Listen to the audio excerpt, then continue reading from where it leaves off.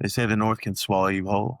The Canadian Arctic is a place of endless white, a silence so deep you can hear your own heartbeat, so cold, so sharp it feels alive. Out there, between the shifting auroras and frozen lakes, stories take root. Stories of spirits, of curses, of men who vanish without a sound. But none chill the spine quite like the story of Anjikuni Lake.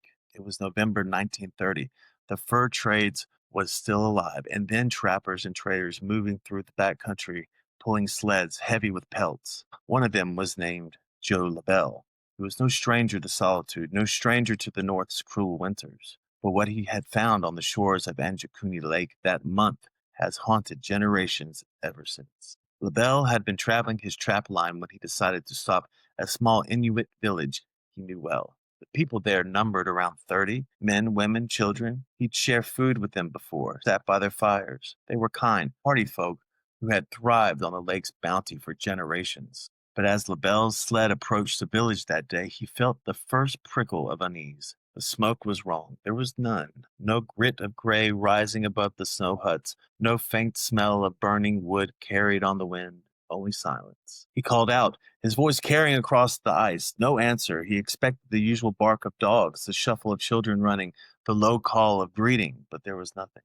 When he entered the village, the scene before him stopped him cold. The huts were there, standing firm.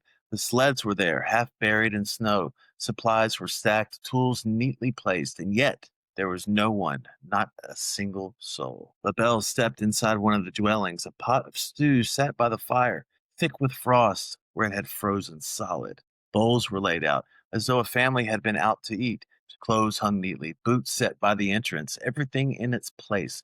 But the people themselves had vanished, simply vanished. As he searched hut after hut, the same story repeated: meals left half prepared, weapons left behind, personal belongings untouched. These were not signs of a people packing up and leaving. These were signs of people who had suddenly been taken. LaBelle's heart raced. He was a man who knew the wild. He'd seen men lost to storms, mauled by bears, drowned beneath thin ice. But this was different.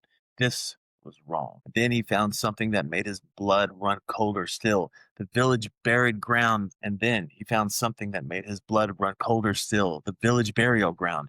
The graves were open, dug up, the bodies gone. Think about that for a moment. In the frozen north, where the earth is hard as iron, someone or something had taken the time to dig through permafrost and lift the dead from their resting places. Why? Was it the villagers themselves, some desperate ritual, or something darker, an unseen hand stealing them away? LaBelle staggered back from the graveyard, his breath pluming in the icy air. The aurora swayed above him, casting green fire across the snow, and in a rare moment he felt as though he was being watched, not by man, not by beast, but by something older. Panic clawed at him. He abandoned his search, climbed back onto the sled, and pushed his dogs hard through the snow. Hours later, when he reached the nearest telegraph office, he sent word to the Royal Canadian Mounted Police: an entire village gone. When the Mounties arrived days later, they confirmed what LaBelle had said: empty huts, untouched supplies, graves dispersed. But no tracks. No trail of people leaving, no sign of sleds, no footprints beyond the village itself. It was as if 30 souls had simply stepped into the air and dissolved into the night. And that is where the mystery begins. Some say it was famine, though the food was still there. Some whisper of migration, though no trail was ever found. Others tell dark tales of spirits in the aurora, of skyships, of a curse that rose from the lake itself. But the truth lies frozen in the silence of Anjikuni Lake. The news of the vanished village spread quickly across the north. Trappers whispered of it around fires, passing the tale from sled to sled until it reached every outpost and cabin for 100 miles. Even in a land accustomed to hardship and strange happenings, the story stood apart. The Royal Canadian Mounted Police launched an investigation. They followed LaBelle's trails, retracing his journey back to the Anjikuni Lake. When they arrived, they found what he had described: a village intact, food still in place, no signs of violence, no bodies, and chillingly, no tracks. That was the detail they could not shake. Snow is unforgiving. A single fox leaves its paw prints stitched across the white for days. A line of people with sleds and dogs would carve a trail like a wound across the ice. Yet here in the empty village, there was nothing beyond the perimeter. The snow lay smooth, untouched, as though the people had risen into the sky. The Mounties checked every the mount. They found rifles propped in corners, a valuable resource no hunter would abandon. They found fur-lined boots left neatly in pairs, though to walk barefoot in the Arctic would mean certain death. They even found caches for food, dried fish, seal meat, berries, enough to sustain the villagers through the winter. The official reports are vague. Some versions claim Mounties dismissed the case as exaggeration, while others suggest they quietly filed it away as unexplained. But among the Inuit in surrounding regions, stories began to circulate. They spoke of Torngate, restless spirits that stalk the tundra, hungry for souls.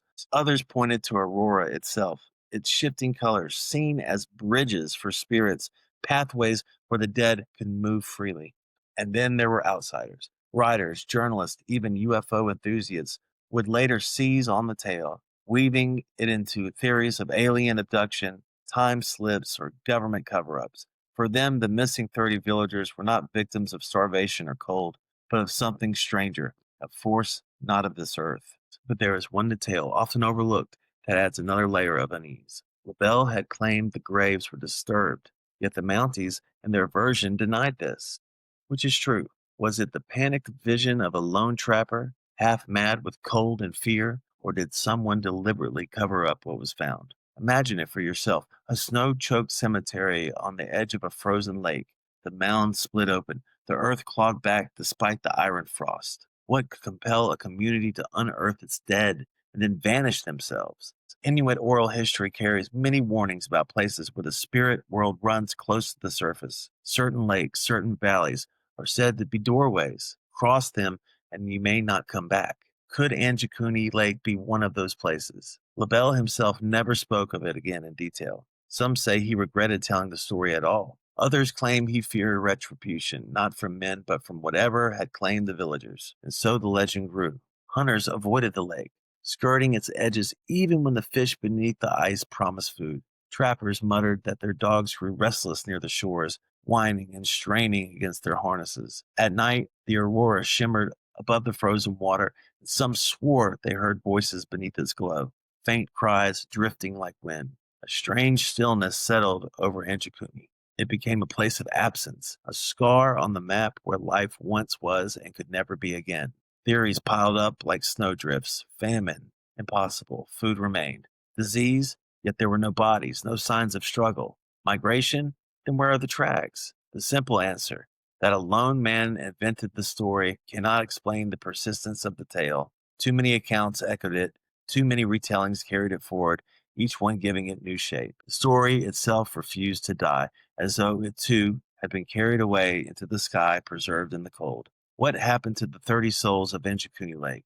We are left with only questions, and the silence of the North provides no answers. But silence is a powerful thing. In the Arctic, silence can kill. It can smother a man's thoughts, drive him into madness, blur the line between what is real and what is imagined. Perhaps, in that silence, we glimpse why these stories linger. It is not just a tale of disappearance, it is a tale of how the land itself can swallow a people whole, without trace, without mercy, and still Anjikuni waits. Mounties eventually left Anjikuni.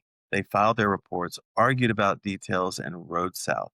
Winter closed in, the lake froze over deeper, and snow erased the last footprints of the investigators. On paper, the matter faded into obscurity, but in the north, stories lived longer than the reports, and the story of the Anjikuni only grew. Some said the villagers had been taken into the sky, that on certain nights when the aurora danced brightest, you could see their shapes flickering above the tree line.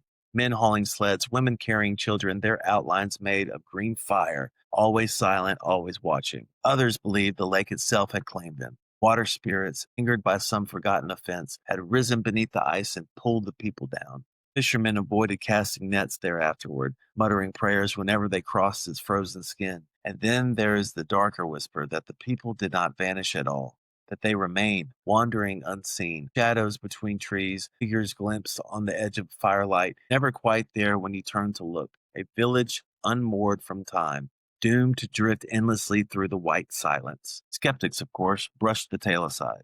They point out that LaBelle himself was the main source, that stories swell and twist in the retelling. They argue that the entire thing was a myth born of isolation, exaggerated by journalists hungry for sensation. They argue that the entire thing was a myth born of isolation, exaggerated by journalists hungry for sensation. No police file has ever surfaced with undeniable proof. No graves, no photographs, no official confirmation. And yet the story persists. It has the weight of ice, impossible to move, hard to ignore. Why? Because it touches something deep, the fear of vanishing without explanation, the terror of leaving no mark, no trace, not even footprints in the snow. That is what chills us about Anjikuni. Not only that 30 people disappeared, but that they disappeared completely. Think of it. In a land where survival depends on every scrap of food, every tool, every stitch of clothing, these were left behind. The essentials of life abandoned, as though life itself no longer mattered. Some mysteries endure because they refuse to be solved. They live in the silence between facts and the gaps no report can fill. The vanished village of Anjikuni is one of those mysteries. Even today, travelers speak uneasily of the lake. Hunters skirt its edge, as if unconsciously honoring the absence. And when the northern lights shimmer across its surface, a hush falls over the land.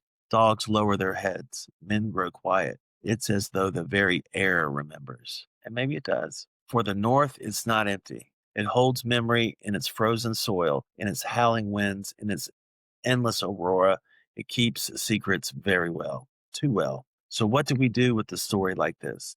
Do we dismiss it as legend, another campfire tale to scare the unwary? Or do we treat it as a warning that even in the age of satellites and maps, there are still places where the world will not bend to explanation? Perhaps that is why the story endures. Perhaps that's why the story endures, because it reminds us that for all our certainty, we are still fragile against the unknown, against the silence, against the possibility that one day, too, we might vanish and leave only one question behind. They say the North can swallow you whole. At Anjikuni Lake, it already has.